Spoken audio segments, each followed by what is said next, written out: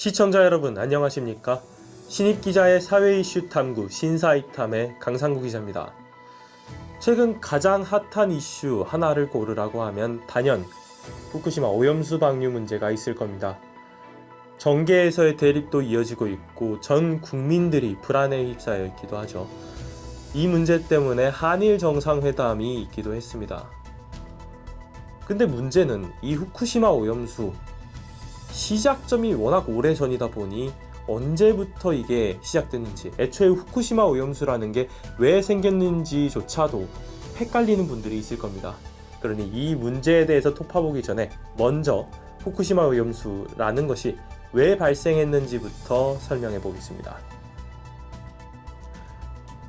동작이 끊긴 원자로에 전력이 더 이상 공급되지 않는 것이 무엇이 문제냐고 생각을 할 수 있겠지만, 원자로의 내부 온도는 항상 아주 고온을 유지하고 있기 때문에 이 온도가 더 이상 오르지 않게 만들기 위한 냉각수가 지속적으로 공급돼야만 합니다. 전력이 완전히 끊기면서 냉각수의 공급도 끊기게 됐고, 이로 인해서 원자로 내부의 온도는 섭씨 1200도에 다다르기에 이릅니다. 결국 원자로 1호기부터 4호기까지 4개의 원자로가 전부 폭발하기에 이르렀죠. 이로 인해서 수많은 방사성 물질과 방사능이 일본 국토와 태평양으로 유출됩니다. 사후 대처를 위해서 일본 정부는 아주 많은 냉각수를 투입을 했고요. 또한 지진으로 인해서 지하수가 원자로 내부로 유입됐습니다. 이때 유입된 지하수와 냉각수, 이것을 우리는 후쿠시마 오염수라고 부르는 것이죠. 이 후쿠시마 오염수, 일본 정부는 해양 방류를 결정했습니다. 그리고 이 해양 방류 결정을 두고 우리나라에서는 여야 간 정쟁이 이어지는 것이죠. 야당 측에서는 후쿠시마 오염수가 얼마나 위험한지 아냐면서 적극적으로 반대를 하고 있는 상황이고요. 반면 여당은 전문가들이 그 안전함을 확인했다, 그리고 정화 설비도 충분히 안전하다, 이것에 대해서 위험성을 부각하는 것은 선동과 날조다라고 반박을 하고 있죠. 이 후쿠시마 오염수에 대한 국민들의 불안은 아직도 해소되지 않고 있는 상황입니다. 물론 이 방류에 대한 전문가들의 의견은 수많은 언론과의 인터뷰를 통해서 들을 수 있었죠. 하지만 좀 더 확실한 확인을 위해서 저는 카이스트의 윤종일 교수에게 인터뷰를 청해 그 의견을 들어봤습니다. 알프스라는 다액점 제거 시설을 이용해서 오염수를 처리를 하게 되면 유일하게 대부분 남는 물질이 삼중수소입니다.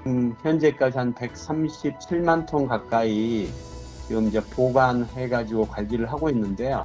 세계보건기구의 음용수 기준은 1000베크렐이라는 물기량이 있거든요. 일본은 이 세계보건기구의 음용수, 마시는 물 기준의 7배 정도 희석해가지고 리터당 한 1500베크렐로 만들어서 지금 이제 태평양에 방류할 그런 계획이거든요. 지금 30년 동안 이제 조금씩 희석해서 방류하겠다고 하는 삼중수소의 총량이 한 2.2g, 약 2.2g 정도밖에 안 돼요. 실제 양은 저희들이 아무리 좋은 첨단 측정기기를 우리가 이용을 한다고 하더라도 측정이 안 돼요. 그냥 저희들이 그냥 숫자로만 있다라고만 이렇게 숫자가 나오는 거지, 자연의 배경으로 있는 삼중수소 양에 비해서 정말 아주 무시할 만한 양인 거죠. 그리고 아까 말씀드린 것처럼 해양 방류가 가장 안전한 그런 방식이기 때문에, 그리고 영향을 거의 주지 않는, 그러니까 그런 방식이기 때문에 저는 가급적 빨리 방류하는 게 바람직하다고 봅니다. 윤 교수와의 인터뷰에서 볼 수 있었듯이 전문가들의 우려는 점점 커지고 있습니다. 그러나 이 우려는 후쿠시마 오염수 자체에 대한 우려가 아니죠. 국민들이 과학기술에 대해서, 그리고 전문가에 대해서 신뢰를 잃어가고 있다는 점, 그로 인해서 사회 불안이 점점 커진다는 데 있습니다. 사실 우리나라 정치인들이 노력을 기울여야 하는 것은 후쿠시마 오염수의 방류와 그 과정에 대한 의심이 커지고 작아지는 것에 대한 것이 아닐지도 모릅니다. 사람에 의해서 시작된 문제가 다시 한번 사람에 의해서 심화되는 것을 막는 데 있지 않을까요?